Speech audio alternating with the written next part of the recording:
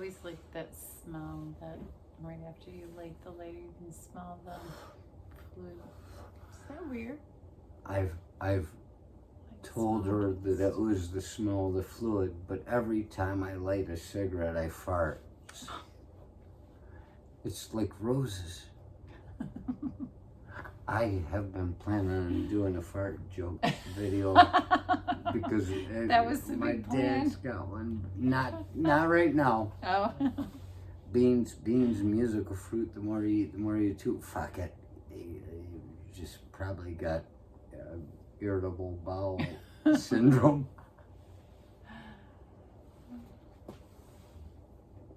So she hears me coming in outside the door earlier, and I'm. You actually caught it when it wasn't a mutter. It was one of those points where something crossed my mind, and it You were pretty loud. I didn't Not mutter. loud, but I you just were spoke. talking. I was in a conversation in my mind, and talking. somewhere there, when it happens, you go, and you realize that you said it out loud, but you don't realize it unless somebody else tells you. And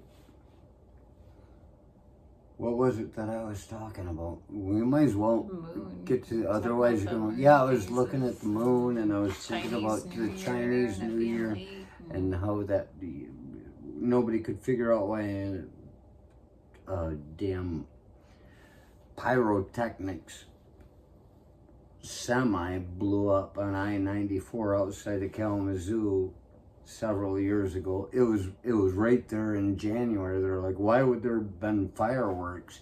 It's fucking Chinese New Year. Killed a bunch of people. It's a start. Oh, I almost.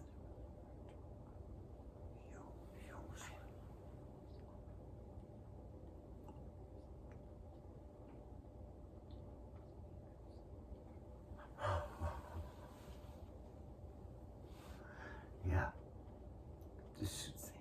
It's the idea. We don't want to talk about the people that hold the Chinese, and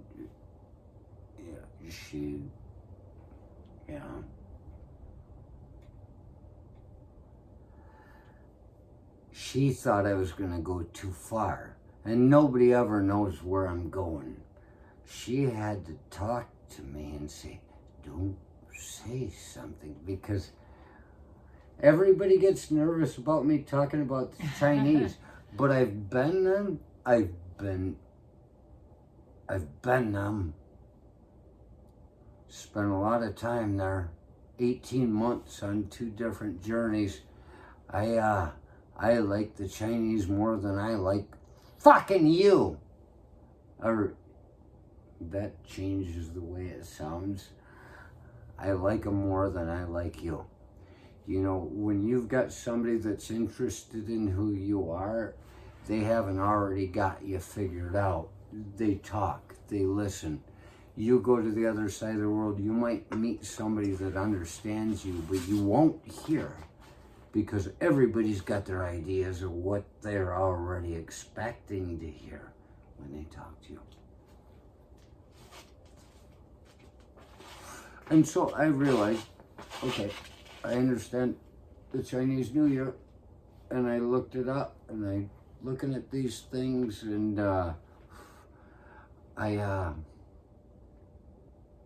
because I am curious, and I found out it was a day off. Still got to talk about esto dignus being wrong. I said signo, that means sign, and esto means this, and dignus means dignity. So this dignity, esto dignus, be worthy. Anyway, I say, yeah. Every once in a while, when I hit that point where I understand the conversation that's happening, and I've got the last argument that I say it out loud, and she heard it.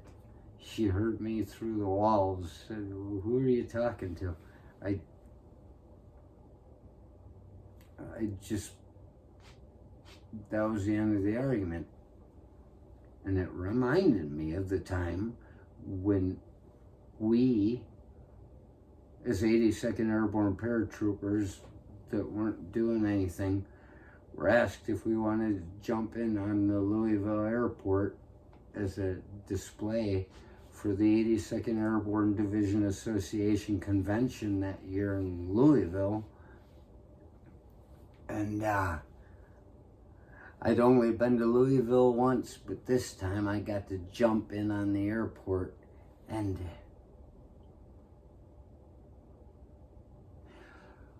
we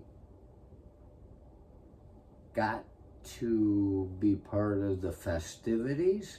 As an 18-year-old boy, I was loaded, and the one guy's like, I said, you need some ID, do you? He said, if you're a paratrooper, you're old enough to drink. And I was falling down. We made a pyramid. And the thing is, we also got invited to a banquet. And there was some guy that was a captain in the Vietnam War. And at that time, in about 88 or so, guy that was a captain in the Vietnam War was still pretty spry. And he had a wife with him.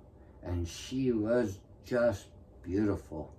And I'm sitting at the table, and Baco is next to me because he jumped in too.